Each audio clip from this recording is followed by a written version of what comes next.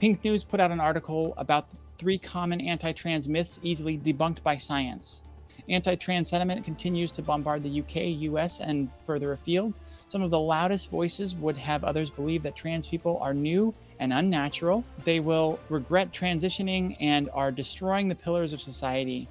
They claim the existence of trans people ignores, quote, basic biology. Some of the same people who try to deny trans rights based on, quote, the science also deny the fact that humans drive global climate change and spread misinformation about COVID-19 vaccines and things like that. They aren't dealing in facts, and their anti trans rhetoric is rooted in harmful beliefs. Myth number 1: being trans is a social phenomenon sweeping through younger generations.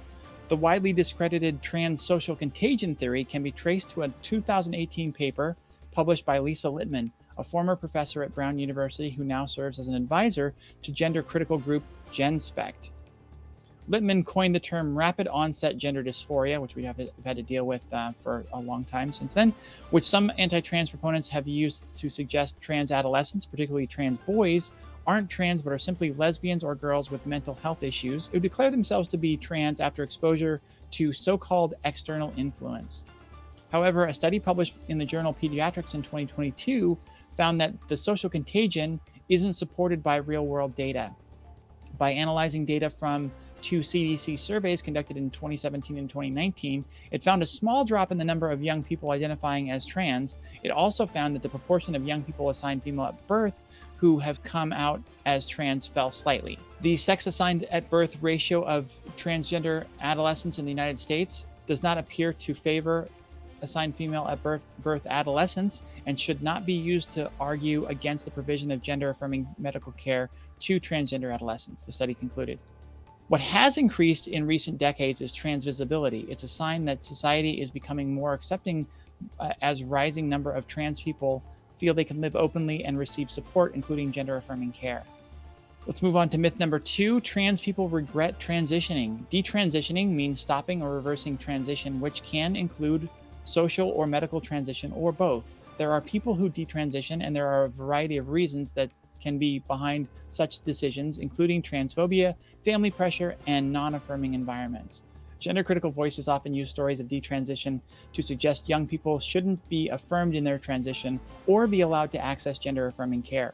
But recent guidelines by the World Professional Association for Transgender Health says several studies show that there are low rates of patient regret and high rates of patient satisfaction with gender-affirming treatments and surgeries for trans people.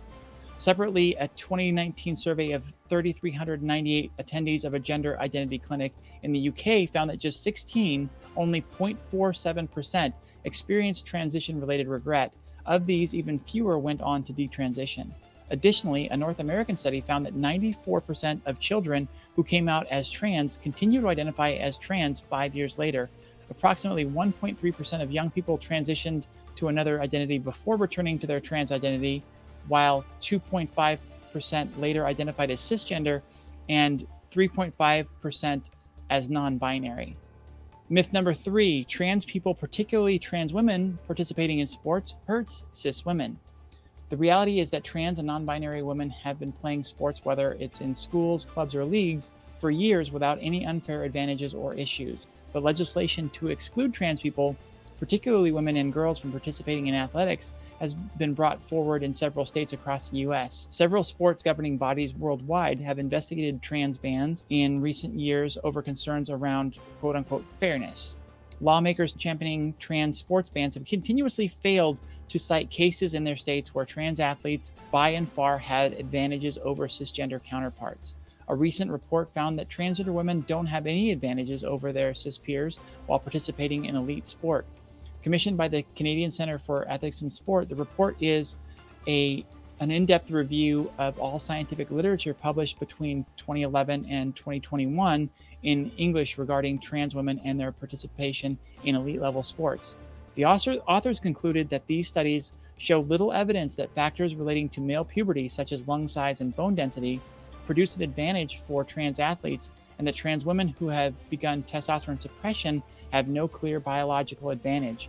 The report did find strong evidence that elite sport policy is made within trans misogynistic, racist, geopolitical, cultural norms. Additional research found the role testosterone plays in trans eligibility rules in athletics is often exaggerated, as the hormone has little impact on performance differences.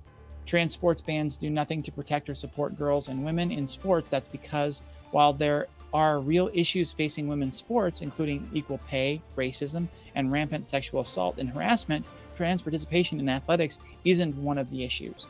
Bans push kids and young people away from the life changing power of sport. It deprives them of the invaluable lessons that taking part teaches, as well as the benefits that physical activity has on mental and physical health.